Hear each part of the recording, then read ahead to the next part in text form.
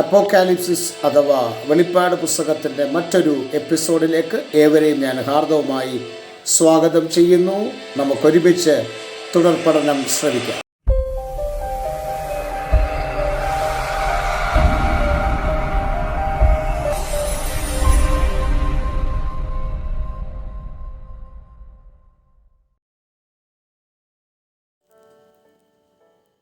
Praise the Lord. Good morning. എല്ലാ പ്രിയപ്പെട്ടവർക്കും യേശുക്രിസ്തുവിൻ്റെ നാമത്തിൽ പ്രഭാത വന്ദനത്തെ അറിയിക്കുന്നു. മറ്റൊരു എപ്പിസോഡിലേക്ക് ഞാൻ നിങ്ങളെ ഹാർദവുമായി സ്വാഗതം ചെയ്യുന്നു. കഴിഞ്ഞ ദിവസങ്ങളൊക്കെ നിങ്ങൾ കാണിച്ച എല്ലാ നല്ല സഹകരണത്തിനും ഒരുപാട് നന്ദി. ഇന്നലെ നമ്മൾ നമ്മുടെ വീഡിയോ നിർത്തുമ്പോൾ ഞാനൊരു ചോദ്യം ചോദിച്ചിരുന്നു.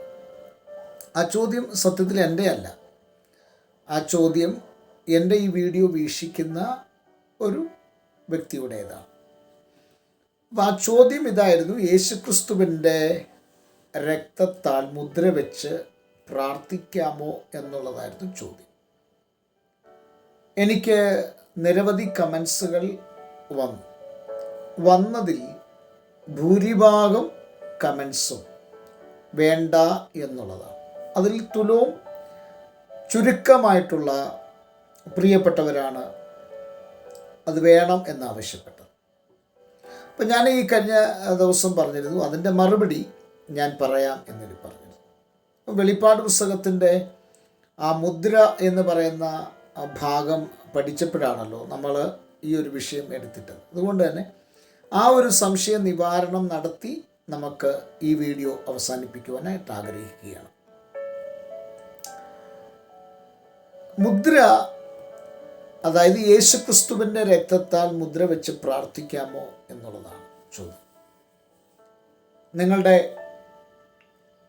മറുപടികൾ എന്തുമാകട്ടെ, ഞാൻ പറയുന്നത് എൻ്റെ ഒരു അഭിപ്രായമാണ് കേട്ടോ.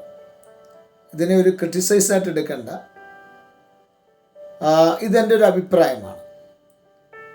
ഞാനും കുറേ നാളുകളായിട്ട് ഈ ഒരു വിഷയം ഇങ്ങനെ ചിന്തിച്ചുകൊണ്ടിരിക്കുന്നൊരു ഭാഗമാണ്. അപ്പം അതിന് ഞാനൊരു ഉദാഹരണം പറഞ്ഞ് ഈ ഭാഗത്തേക്ക് വരാം. നമുക്ക് വേദപുസ്തകം പഠിക്കുമ്പോൾ സ്നാനം ഒന്നേ ഉള്ളൂ എന്നാണ് നമ്മൾ പഠിപ്പിക്കുന്നത്. അതിൽ സ്നാനത്തിൻ്റെ അകത്ത് തന്നെ വ്യത്യസ്ത അഭിപ്രായങ്ങൾ നിലനിൽക്കുന്നുണ്ട്.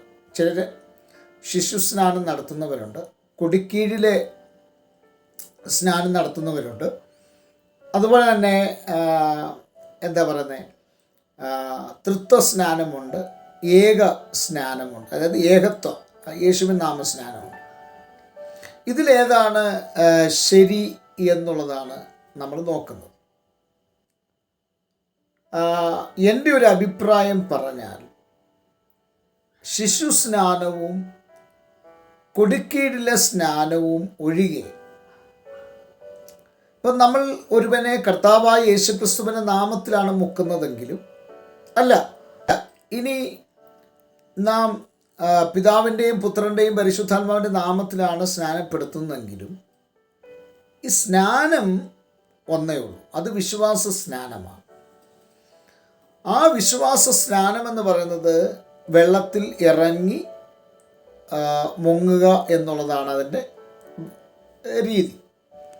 അപ്പോൾ ഇനി ഒരുവൻ വെള്ളത്തിൽ ഇറങ്ങി നിന്നിട്ട് നീ കർത്താവായ യേശു ക്രിസ്തുവിൽ വിശ്വസിക്കുന്നു, അങ്ങനെയാണെങ്കിൽ ഞാൻ നിന്നെ ഈ ജലാശയത്തിൽ കർത്താവായ യേശു ക്രിസ്തുവിൻ്റെ നാമത്തിൽ സ്നാനപ്പെടുത്തുന്നു എന്ന് പറഞ്ഞാൽ അതിൻ്റെ അകത്തൊരു തെറ്റ് നമുക്ക് പറയാൻ ഇല്ല വേദപുസ്തകത്തിൻ്റെ അടിസ്ഥാനത്തിൽ. അതുപോലെ തന്നെ പിതാവിൻ്റെയും പുത്രൻ്റെയും പരിശുദ്ധാത്മാവിൻ്റെ നാമത്തിലുള്ള സ്നാനം കർത്താവായ യേശു ക്രിസ്തു തൻ്റെ അന്ത്യ കൽപ്പനയായിട്ട് തൻ്റെ ശിഷ്യന്മാരെ പഠിപ്പിച്ച ഒരു ഭാഗമാണ്. അപ്പം ഞാൻ ഉൾപ്പെടെ സ്നാനപ്പെട്ടത് പിതാവിൻ്റെയും പുത്രൻ്റെയും പരിശുദ്ധാത്മാവിൻ്റെ നാമത്തിൽ വെള്ളത്തിൽ ഇറങ്ങിയാണ്. അതിനെയാണ് വിശ്വാസ സ്നാനം എന്ന് പറയുന്നത്. അപ്പോൾ അതുകൊണ്ട് വെള്ളത്തിലിറങ്ങി കർത്താവായ യേശു ക്രിസ്തുവിൻ്റെ നാമത്തിലാണെങ്കിലും പിതാവിൻ്റെയും പുത്രൻ്റെയും പരിശുദ്ധാത്മാവിൻ്റെ നാമത്തിലാണെങ്കിലും സ്നാനം ഒന്നേ ഉള്ളൂ. അത് വിശ്വാസ സ്നാനമായിരിക്കണം. അത് ബൈബിൾ അനുശ്വാസിക്കുന്ന നിലയിൽ സ്നാപകനും സ്നാനാർത്ഥിയും വെള്ളത്തിൽ ഇറങ്ങി മുങ്ങി പൊങ്ങുന്ന സ്നാനമാണ് യഥാർത്ഥ സ്നാനം. ആ ഭാഗം അങ്ങനെ നിൽക്കട്ടെ. ഇനി ഈ സ്നാനപ്പെട്ട ഒരുവനെ പിന്നീട് നമ്മൾ ഒരു കാരണവശാലും ഒരിക്കലും പിന്നെ സ്നാനപ്പെടുത്തുന്നില്ല. അത് തൃത്വനാമത്തിലാണെങ്കിലും യേശുക്രിസ്തുവിൻ്റെ നാമത്തിലാണെങ്കിലും പിന്നീട് ആ വ്യക്തിയെ നമ്മൾ എന്ത് ചെയ്യുന്നില്ല, ഒരിക്കലും സ്നാനപ്പെടുത്തുന്നില്ല. എന്താ കാരണം? നമ്മുടെ വിശ്വാസം അനുസരിച്ച് ഒരിക്കൽ നമ്മുടെ പാപങ്ങളുടെ മോചനത്തിനായിട്ട് നാം യേശുക്രിസ്തുവിൻ്റെ നാമത്തിൽ സ്നാനമേറ്റവരാണ്. വേദപുസ്തകം നമ്മളെ പഠിപ്പിക്കുന്നത് നമ്മുടെ പാപം എത്ര കടുംചുവപ്പായിരുന്നാലും അതിനെ ഹിമം പോലെ വെളുപ്പിക്കാം എന്നാണ്. അപ്പം നമ്മൾ യേശുക്രിസ്തുവിൻ്റെ നാമത്തിൽ അല്ലെങ്കിൽ പിതാവിൻ്റെയും പുത്രൻ്റെയും പരിശുദ്ധാത്മാവിൻ്റെ നാമത്തിൽ വെള്ളത്തിൽ ഇറങ്ങി സ്നാനപ്പെട്ടു. ആ സ്നാനപ്പെട്ടതിന് ശേഷം നമുക്ക് പിന്നീടൊരു സ്നാനം ആവശ്യമില്ല എന്നതുപോലെ തന്നെയാണ് നമ്മൾ വൺസ് ഇൻ എ ടൈം, ഒരു പ്രാവശ്യം യേശുക്രിസ്തുവിൻ്റെ രക്തത്താൽ മുദ്രയിടപ്പെട്ടവരാണെങ്കിൽ പിന്നീട് നമ്മളത് ഇങ്ങനെ ഹിന്ദിയിൽ പറഞ്ഞാൽ ബാർ ബാർ ഇങ്ങനെ കൂടെ കൂടെ ആ വിഷയം പറഞ്ഞ് പ്രാർത്ഥിക്കേണ്ട ആവശ്യമില്ല എന്നാണ് എൻ്റെയും ഒരു നിഗമനം. കാരണം നമ്മൾ already we all covered by the blood of Jesus Christ. യേശു ക്രിസ്തുവിൻ്റെ രക്തത്താൽ നമ്മളിങ്ങനെ കവർ ചെയ്യപ്പെട്ടവരാണ്. അപ്പോൾ യേശു ക്രിസ്തുവിൻ്റെ രക്തത്താൽ കവർ ചെയ്യപ്പെട്ടത് കൊണ്ട് പിന്നെ കൂടെ കൂടെ ഇപ്പം നമ്മുടെ ഇടയിൽ പരിശുദ്ധാത്മാവിനെ സ്വാഗതം ചെയ്യുന്ന ഒരു പ്രവണതയുണ്ട്. ഹിന്ദിയിലൊരു പാട്ടുണ്ട്, പവിത്രാത്മാ മുझे ले जाओ ईशु के चरणों में എന്നൊക്കെ ഒരു പാട്ടുണ്ട്. സത്യത്തിൽ അതുപോലും തെറ്റാണ്. നമ്മൾ പരിശുദ്ധാത്മാവിനെ ഇങ്ങനെ വെൽക്കം ചെയ്ത് നിൽക്കേണ്ട കാര്യമില്ല. കാരണം പരിശുദ്ധാത്മാവിനെ കുറിച്ച് വേദപുസ്തകം പഠിപ്പിക്കുന്നത് പരിശുദ്ധാത്മാവിനെ നമ്മുടെ ഹൃദയങ്ങളിൽ അയച്ചിട്ടുണ്ട്, പരിശുദ്ധാത്മാവിനെ നമ്മുടെ കൂടെയുണ്ട്, പരിശുദ്ധാത്മാവ് നമ്മുടെ പുറമെയുണ്ട്. ഇങ്ങനെ വ്യത്യസ്തമായ ഇടങ്ങളിൽ തലങ്ങളിലാണ് പരിശുദ്ധാത്മാവിൻ്റെ പ്രവർത്തനം എന്നതുപോലെ ഇപ്പോൾ പരിശുദ്ധാത്മാവ് നമ്മുടെ കൂടെയുണ്ട്, നമ്മുടെ അകത്തുണ്ട്. ഈ അകത്ത് പരിശുദ്ധാത്മാവ് ഇല്ലാത്തത് കൊണ്ടാണ് നമ്മൾ പലപ്പോഴും പരിശുദ്ധാത്മാവിനെ വെൽക്കം ചെയ്യേണ്ടി വരുന്നത്.